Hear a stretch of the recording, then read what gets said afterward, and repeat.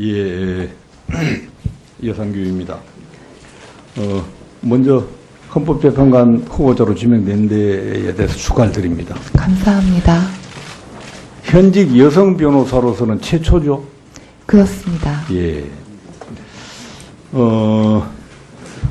이렇게 그 정부나 기업에서 여성이 고위직에 오르는 것이 상당히 어려운 것이 현실이죠, 우리나라. 네, 그렇습니다. 지금 현재 여성 변호사의 비중이 어떻습니까?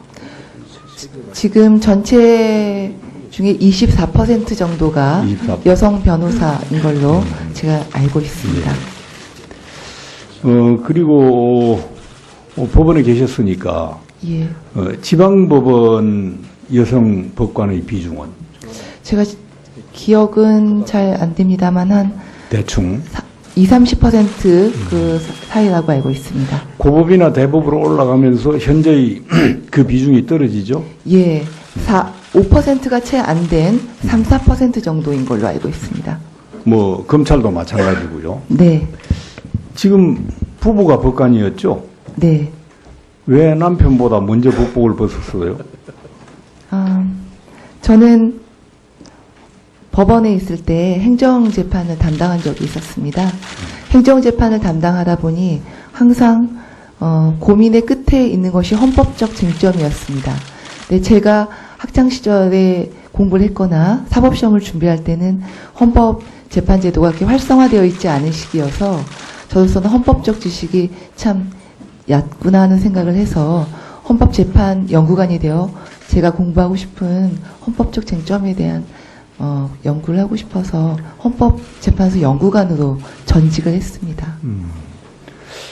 그러면 그쪽에 가서 계속 근무할 수도 있었을 테고. 네. 뭐 남편 보고 당신이 먼저 법복을 벗어라라는 그런 생각은 없었어요? 저희 가족사이긴 한데요. 저희 남편이 법관으로 임용된 후 좀 가족적인 문제가 있어서 잠깐 변호사 개업을 했던 적이 있었습니다.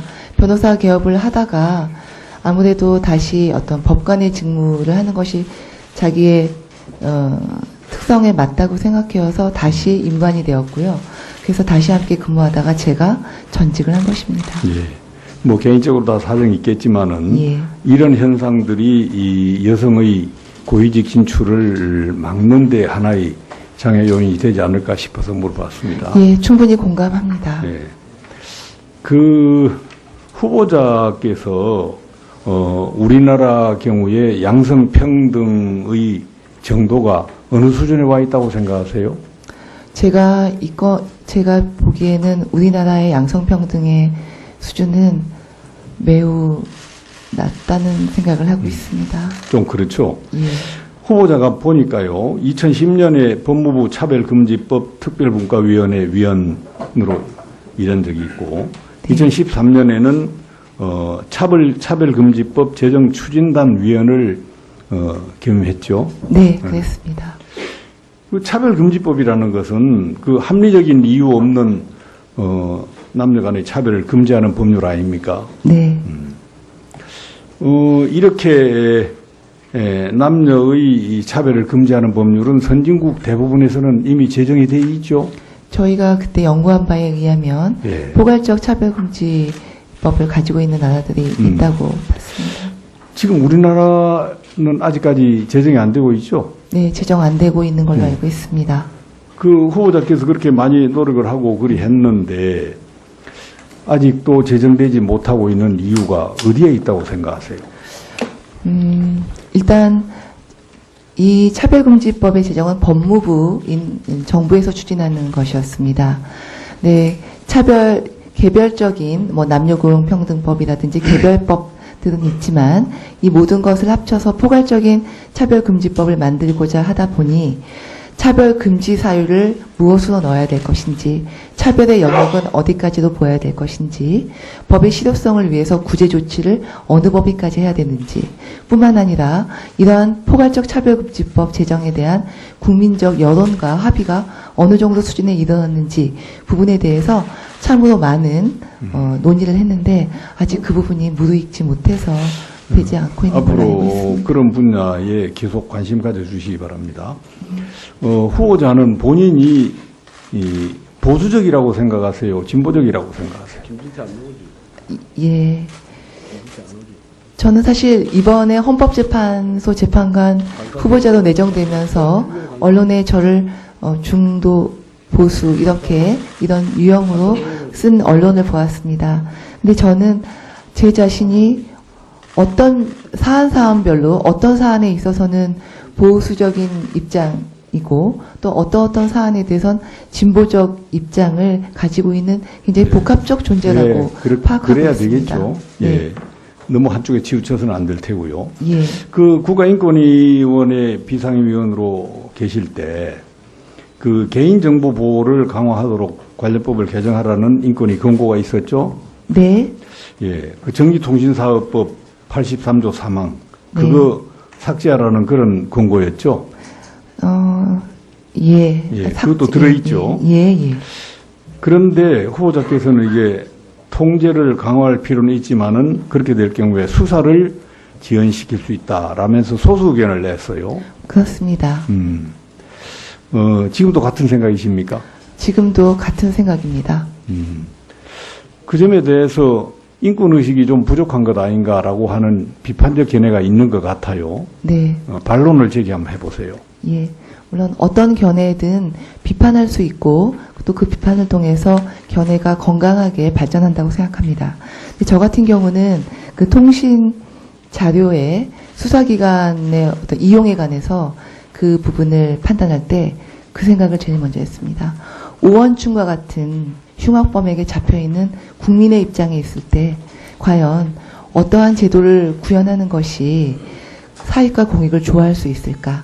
그 생각을 했을 때 저로서는 적어도 통신 자료에 해당하는 간단한 자료만큼은 수사 목적을 위해서 영장 없이 이용하게 하고 사후 통제 자체로서 고지할 수 있도록 하는 것이 맞지 않는 게 아닌가 하는 소신을 갖고 판단했습니다. 예, 여성기 의원님 수고하셨습니다. 아마 이 자리에 참석하신 위원님들 중에 청문회 경험이 가장 많으시고 또 국회 인사청문회 관련된 저서까지 펴낸 이춘석 의원님 멋진 질의해 주시기 바랍니다. 예, 전북 익산 출신의 더불어민주당 이춘석 의원입니다. 그 후보자께서 내신 소득 자료를 보니까 예. 로펌에서 연간 수억 원대의 급여와 상여분을 받으셨습니다. 네. 예, 제가 합산을 해보니까 네. 6년 동안 26억 원을 받으셨어요. 네. 그러면 이 금액은 평균을 내더라도 4억이 넘는 금액입니다. 네. 그런데 거기에 대해서 후보자께서 이렇게 답변을 하셨어요. 고위 법관들이 로펌에 들어가는 것에 대해서 재직 기간 중 쌓은 경험과 능력을 발휘한다는 측면에서 좋은 면도 있다라고 하셨습니다. 네. 이러한 소득 금액이 후보자가 생각하기에 그런 경력과 능력을 고려했을 때 적정한 금액이다라고 판단하십니까? 제가 받은 금액이 고위 공직자 변호사님이 받은 금액과 예, 무슨 말씀인지 알겠습니다. 저로서는 어느 금액이 그분의 전문적인 것과 부합해서 적정하다는 판단을 잘 하지는 못하겠습니다만 보통 1년에 4억 정도의 소득이라면 고액이라고 생각합니다. 아니, 저는 4억이 아니라 10억을 받아도 되고 20억도 받아도 된다고 생각하는 사람입니다. 예, 예. 능력이 뛰어나시니까 뭐 예. 본인들이. 그런데 네, 국민의 세금으로 그런 능력과 경험을 쌓은 공직자들이 예, 예. 전관 이유로 자신의 사익을 취해요. 네. 그리고 일반인이 상상할 수 없는 금액의 돈을 벗습니다. 네. 그러면 돈 벌으시면 돼요.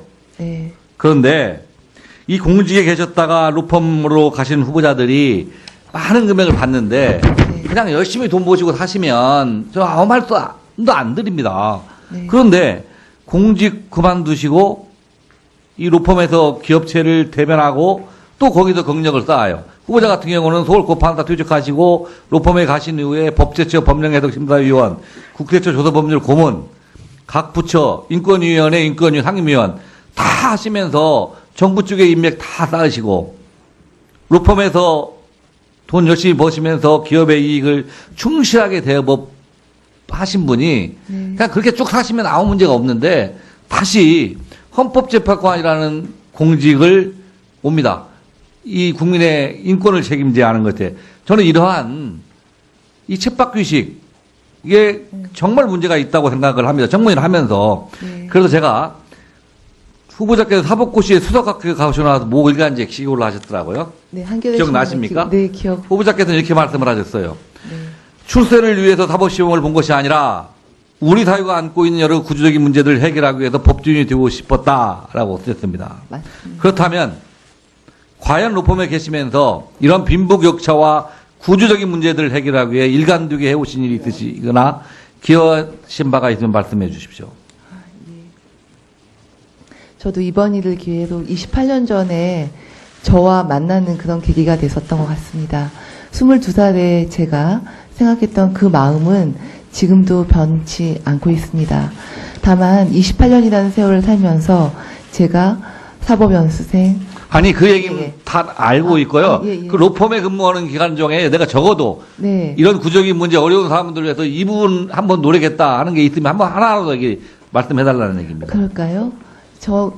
저는 사실 어떤 남편을 잃고 시댁과 재산 분쟁을 했던 어떤 의뢰인이 생각이 납니다. 그 의뢰인의 남편은 만두를 빚는 분식점 주방장이었는데요. 아니 그걸 제가 다 들을 예, 수는 예. 없습니다. 맞습니다. 그래서 하여튼 그 어려운 네. 그 이혼 소송에 도와주셨다 네, 이렇게 이해하면 되겠습니까? 예, 그렇게 자, 이해해 주시면 될 것 같아요. 저는 다른 걸 다 봤어요. 그래서 대법원장께서 저는 후보자의 어떤 경력을 보고 헌법재판관을 추천하셨을까라는 예, 고민을 많이 했는데 예.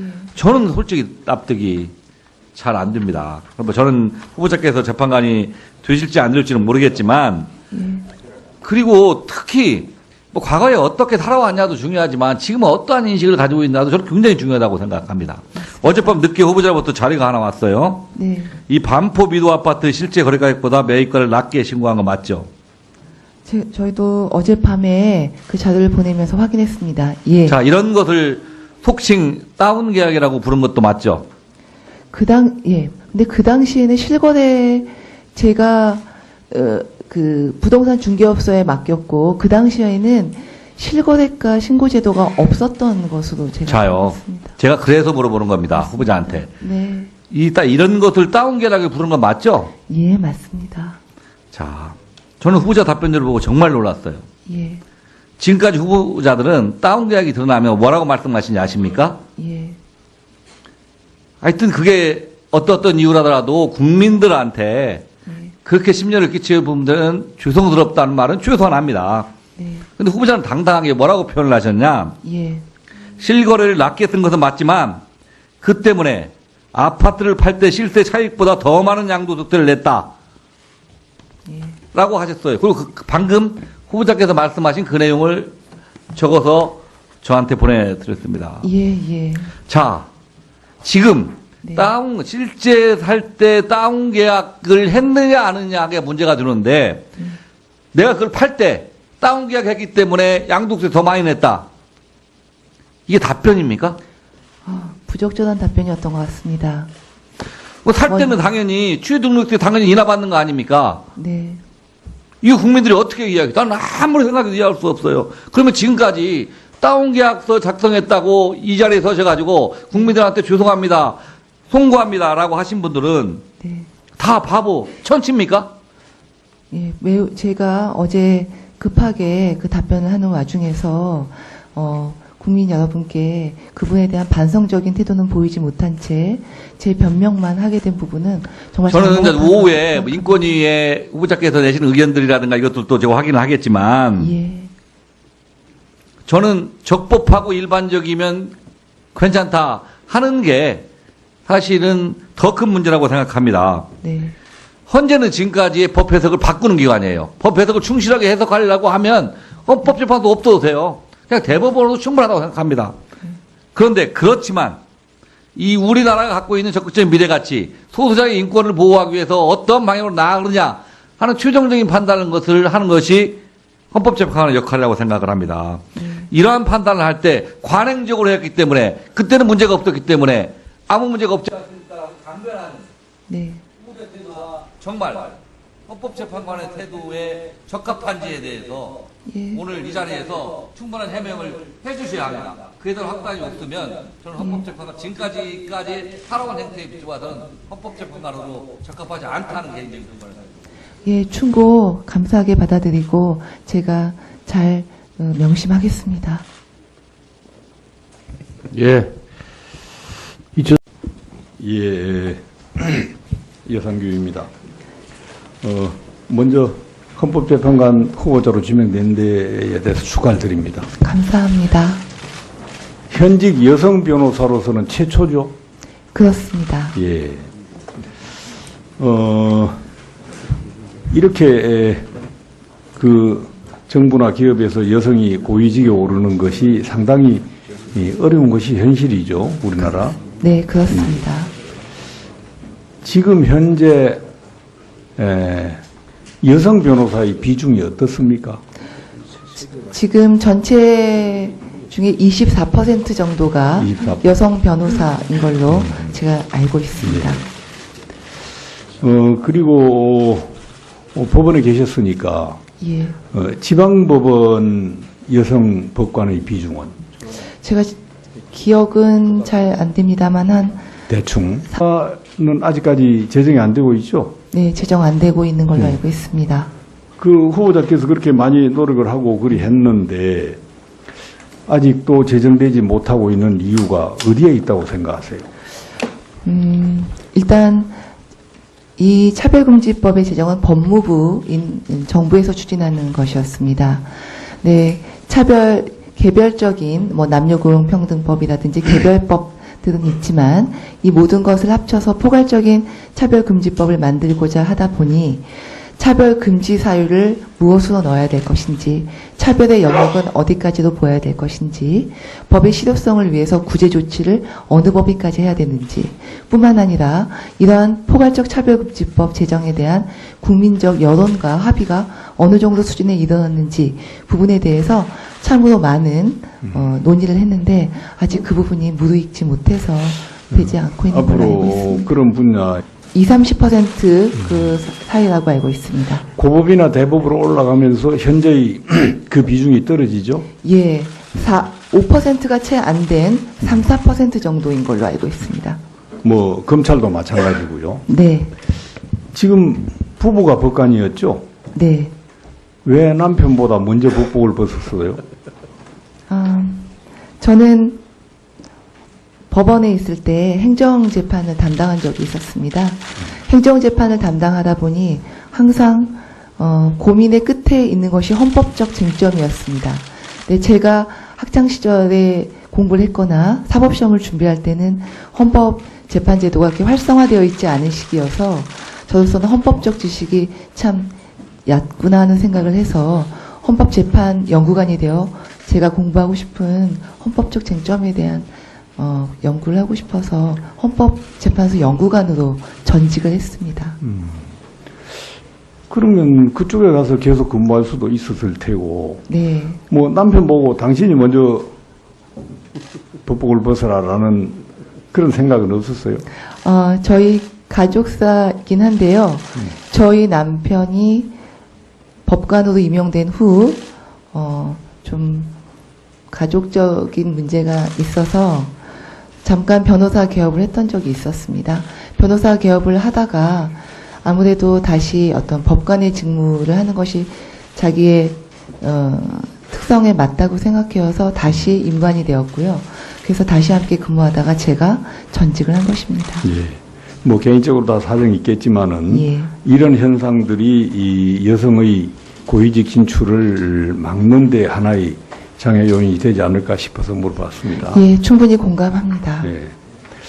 그 후보자께서 우리나라 경우에 양성평등의 정도가 어느 수준에 와 있다고 생각하세요? 제가 보기에는 우리나라의 양성평등의 수준은 매우 낮다는 생각을 하고 있습니다. 좀 그렇죠. 예. 후보자가 보니까요, 2010년에 법무부 차별금지법 특별분과위원회 위원으로 일한 적이 있고, 네. 2013년에는 차별금지법 제정추진단위원을 겸임했죠. 네, 그랬습니다. 그 차별금지법이라는 것은 그 합리적인 이유 없는 남녀 간의 차별을 금지하는 법률 아닙니까? 네. 이렇게 남녀의 이 차별을 금지하는 법률은 선진국 대부분에서는 이미 제정이 돼 있죠. 저희가 그때 연구한 바에 의하면 예. 포괄적 차별금지법을 가지고 있는 나라들이 있다고 봤습니다. 지금 우리나라